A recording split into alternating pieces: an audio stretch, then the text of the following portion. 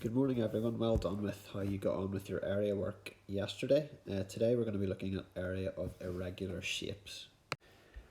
So the word irregular just means that it's not a normal 2D shape that we might identify like a square or a rectangle or whatever it might be, a 2D shape that you will have learned about with your shape facts. These are irregular shapes which don't look like a normal shape, they've got lots of different parts to them. For example, in challenge 1 here, if we look at A, this shape is like that. It doesn't look like a square or a rectangle or any shape that you would normally draw or see. It has 8 sides if you count the sides carefully, so that means it's an octagon, but it's an irregular octagon. It's not like an octagon you might see on a learning page or something like that. It's got 8 sides, so it's an octagon, but it is an irregular octagon. Not all the sides are the same length, so it's irregular. Now what we have to do is work out the area of this shape, and you can see that we're still doing it the way we did before in centimetres squared. And with challenge 1 what you have to do is simply count up how many centimetres squared it is. I'm going to take them off as I go along. So 1, 2, 3, 4, 5, 6, 7, 8, 9. So this shape is 9 centimetres squared. We can fit 9 square centimetres into it. And you will repeat that for B, C and D as well. When we looked at perimeter a couple of weeks ago, we talked about the fact that there are a couple of different ways in which you can work out the perimeter of a shape. It's the same for area. So we're going to have a look at the different ways that you could do that now. If we take a look at the example, first of all the rule says you can work out the area of shapes like these by dividing them in 3 different ways. So the first way, we've divided this shape. You can see it's a compound shape, that means it's more than one part to it.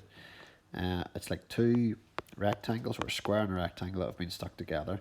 And in the first instance, the person has split this shape with a vertical line here. So they've made it into 2 different rectangles.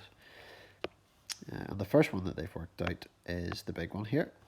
So you can see here, if we just cut that off, we'll forget about the other part for now. Okay, so we're not looking at that just yet. Now they've worked out this is 81 centimetres squared, and they've done that by filling in the missing sides.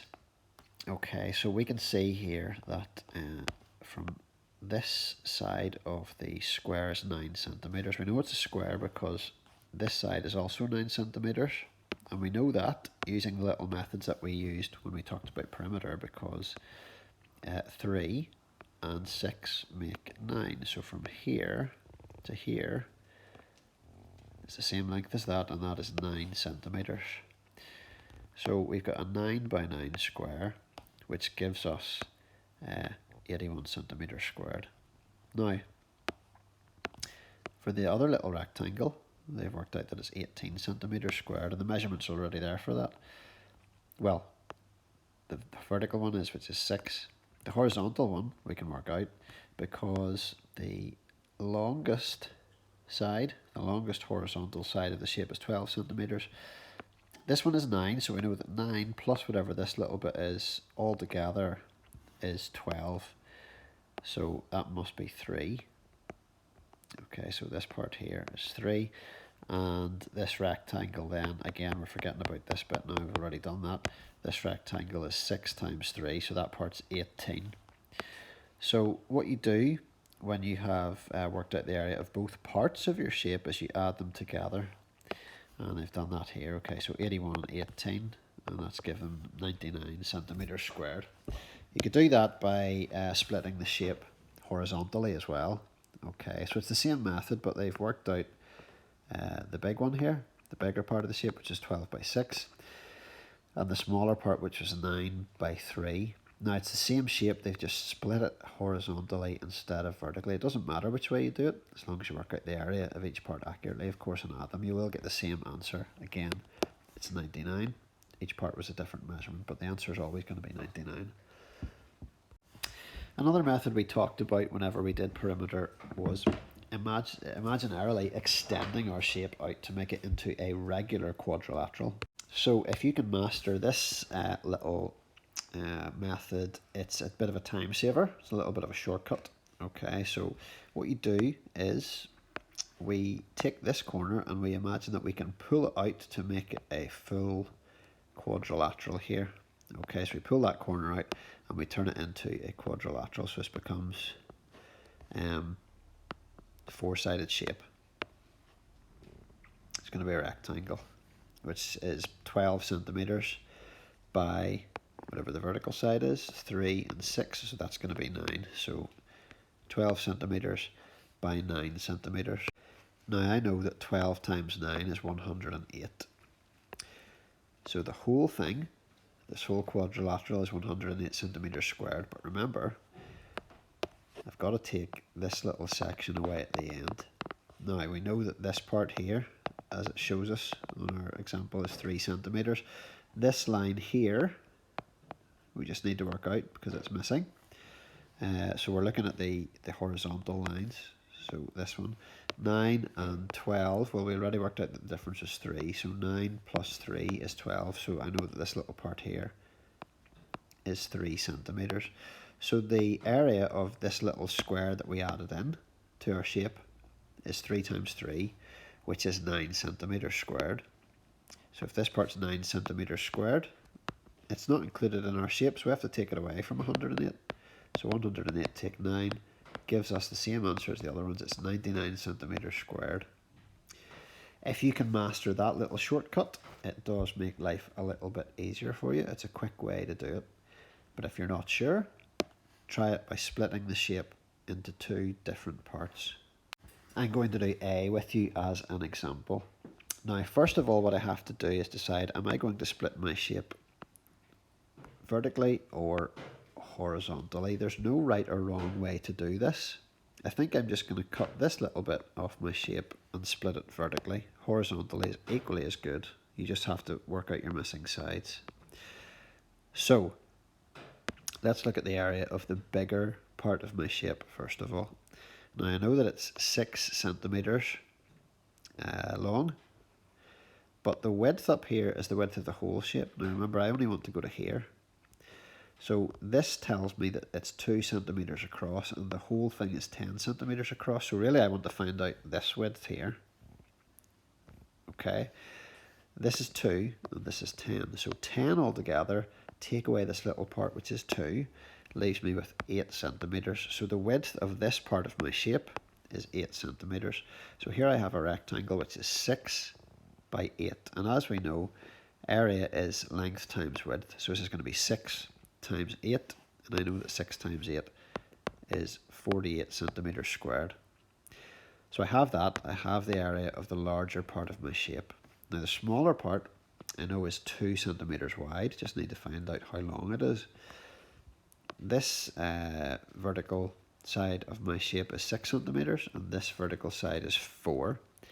And again, just to remind you, if I was to put the 4 together with this missing side, it would give me 6. So this 4 plus whatever that is would make 6, because those 2 lines put together would be the same length as that line. And I know 4 add 2 makes 6, of course, so 2 centimeters is this line here. So this little square is going to be 2 by 2, which is 4. So the area of this part of my shape is 4 centimeters squared. So I have my 2 parts now, 4 and 48. So the area of my shape, if I add those together, is 52 centimeters squared. And just to prove that it's the same if I were to split it horizontally, I'll do that one quickly as well. So I'll split it horizontally here. I know that this side is 4. This part I have to work out here, which again is going to be 8, because it's 10 is the whole width, take away 2, so that's 8. So 8 times 4 is this little rectangle, and that gives me 32 centimeters squared. Just be careful when you're doing that you didn't do, for example, 8 times 6. It's not 6 because 6 is the whole way from here to here, but we're only going to here with the rectangle that we've made. So this rectangle is 8 times 4. That's 32. Now I've got to work out the area of this part here. It's 10 centimeters wide. And how long is it? Well, the whole shape is 6 centimeters long. This part is 4. So again, like I worked out before, that part is 2. So this part is 10 times 2, width times length, which gives me 20 centimeters squared. So I'm going to add those two measurements together, and again I get 52 centimeters squared. So you can see that it doesn't matter whether your line is horizontal or whether your line is vertical. If you do your working out correctly, you'll always get the same answer. And finally, just to practice our shortcut method, if I was to drag this corner out and make this into a regular quadrilateral, like that, that's given me a nice rectangle there. And this rectangle is 10 times 6, so it's 60 centimeters squared. But then I have to remember to take away the area of the little bit that I've added on, and I can see that that is 4 times 2, which is 8. So the area of this part is 8 centimeters squared. I need to take that away from 60 to give me my answer for this irregular shape. And the area 60 take away 8 is 52 centimeters squared. So again, you can see we always get the same answer as long as we use our methods correctly. So the important thing here is to use the method which you find the easiest.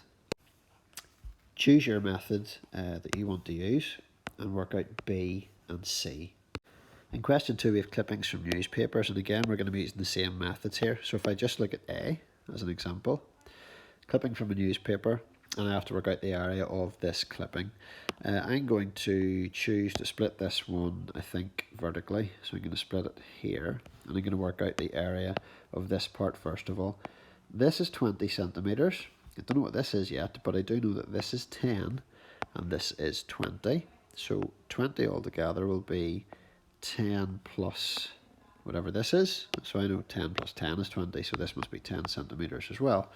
So the area of this part is 20 times 10, which gives me 200. 20 times 10 is 200. So this is 200 centimeters squared.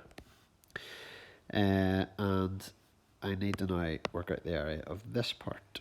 I do know that it's 20 centimeters long, but how wide is it? The whole thing is 40. This is 20. So if that's 20 and that's 40, this must be whatever I add to 20 to make 40, because this plus this will make this. If you put those together, they're the same length as the longest horizontal side of your shape. So 20 plus 20 makes 40, so I know that that's 20. So for this part, length times width is going to be 20 times 20. 2 times 2 is 4, so I know 20 times 20 is 400 centimeters squared. So if I add those together, 400 and 200 to get the final area of the shape, the area is 600 centimeters squared. It's important to remember here, by the way, that although the answer is 600 centimeters squared, that does not mean meters squared. It doesn't mean 6 meters squared, sorry. So whenever we're, you can't just normally convert between centimeters squared and meters squared the way you would say if something is 600 centimeters long, then that means it's 6 meters. It's not the same for square centimeters and square meters when we're talking about area. So don't make that mistake. If it's in centimeters, just keep it in centimeters. In challenge 3, I have the net of a cube and the net of a cuboid. A is the cube, so we look at that. What we've got to do is find the area of this net. Now, a cube is made up of squares. As you know, it has 6 squared faces. So we know that the side here is 12 centimeters vertically, so it's going to also be 12 centimeters horizontally, which means 12 times 12 will give you the area of this little square, which would be 144 centimeters squared. There are 6 of them, so you can work out how you'd find the area of this shape in total. Same idea for B, for the cuboid. It's 7 centimeters long, and each one, as you can see, is 16 centimeters wide. So if you work out the area of one of those, you can work out the area of the whole shape, as long as you remember that these two shapes are squares, so their measurement will be slightly different than the rectangles.